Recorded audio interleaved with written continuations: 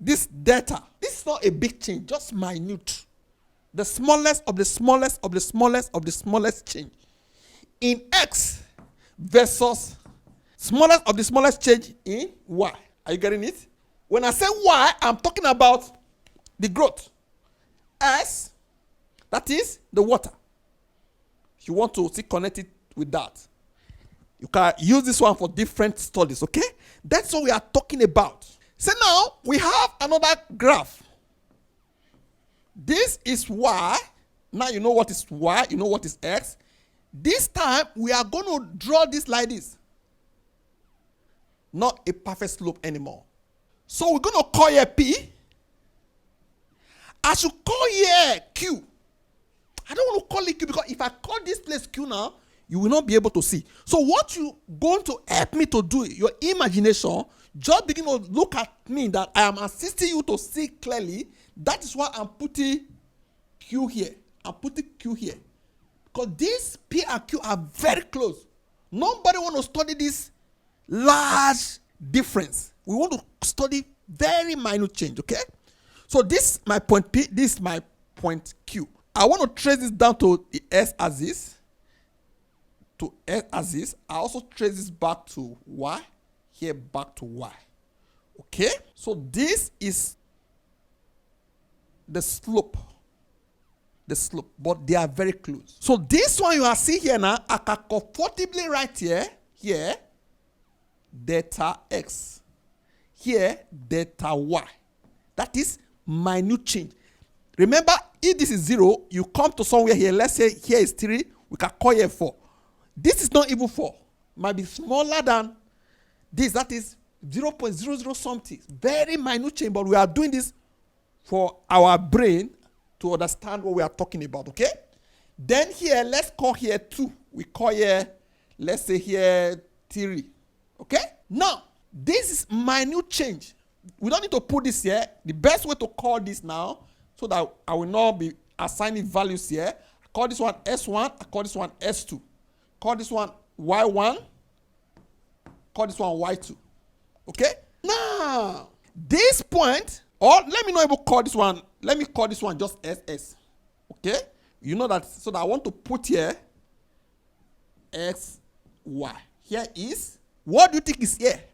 That if here is SY, what do you think is here? Look at what I'm putting on. Look at what I'm putting.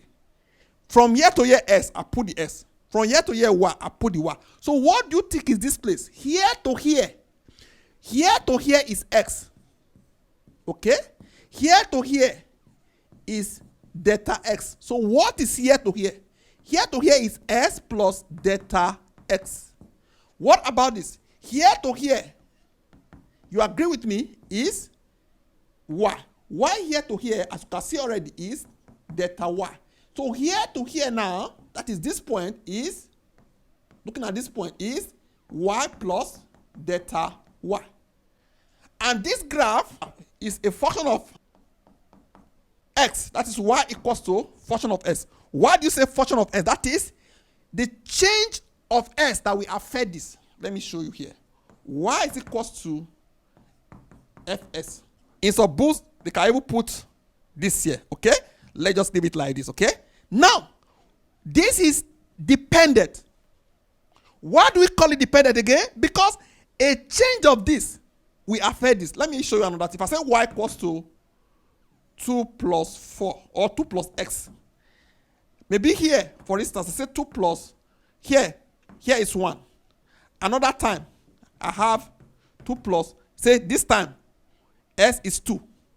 Another time, say S is 3. I'm increasing the value of S. You agree with me here? Y is 3. Here, Y is 4. Here, Y is 5. As you can see, Y is depending on the changes in X. When S increase, Y increase. When S increase, Y increase to this. When S increase, see? So this is dependent because its changes depends on how S is changing. If S reduces, Y will also reduce. So therefore, we are saying therefore this Y is a function of X. Okay? So I believe you understand the way I'm describing this graph now. That is, this graph I'm drawing here is this. is a function of y. The dependent variable is a function of x, a function of x. This function could be any, could be s squared plus 2, s squared plus 3s plus whatever, okay? Because we are looking at what? The change of y versus x. So what is the meaning of this now? This is the change in y as a result of this change in x. That is, delta y is that little change in y because there was a change in x. Okay? I believe you understand what I'm explaining. Could be that you say, oh, how does my shout increase your what? Heartbeat. So your heartbeat depends on see? Versus heartbeat. Is what? The S, independent variable. Your heartbeat is the dependent variable. That is the y-axis. Very simple. So therefore, if we want to calculate this slope now, you know slope is always changing y over changing x. That is this over this. The changes. This is always understandable with what we have seen so far. This is always understandable. Where students find it difficult now is something I want to show you now. We are not saying, we know for now there is a little space between P and Q, though we magnify it. What if we continue to reduce the quantity of water? Before you drop a finger of water, now you reduce it. You are now using a pin. You are now using a microscopic pin to drop water. You continue to decrease the input. That means you are decreasing towards 0. Maybe before you were 1, now 0.9, 0.8. You are decreasing it. We want to continue to see the growth in y, the changes in y. The more we are decreasing it, going towards 0. So, how do you express that I've just said? Decreasing, but you are going towards 0. We express it like this. That is limit delta x going towards 0. Change in y over change in x.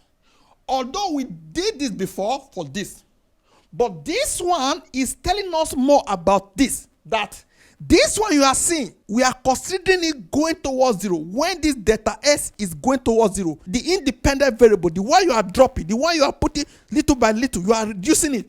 As you are reducing it towards 0, what will be this rate? What is going to be this rate of growth? What will be the rate of change? The rate of change of quantity. So therefore, this you are seeing here now, that is, this whole thing will represent it by the y, the x. Okay, the y, the x. This you are seeing here, this and this are not the same. So everything here, instead of writing it like this, you can write it like this. So when you see this, know that this guy is like what? A symbol for this one. As the delta s is going towards 0, what is the rate of change? That is what this one is talking about, okay? So we'll write it as d y, that is the way we call it, dx. How y is changing with a little change in x, okay? So what is the name generally? We call it what? The first differential coefficient of y with respect to x. We are still talking about the y ds. The first differential coefficient of y with respect to x. So what am I saying? If you're in an exam, they say find the first differential coefficient or differential coefficient. You know what we're talking about, okay? So all this, which is what? Differential calculus, is all about what? Derivative. Why am I bringing this term? Because you should not be confused. Derivative, differential coefficient, dy dx. All these are all related. But what that is most important here, you must put at the back of your mind, is as it is going towards 0, what is the rate of change? We represent it by this.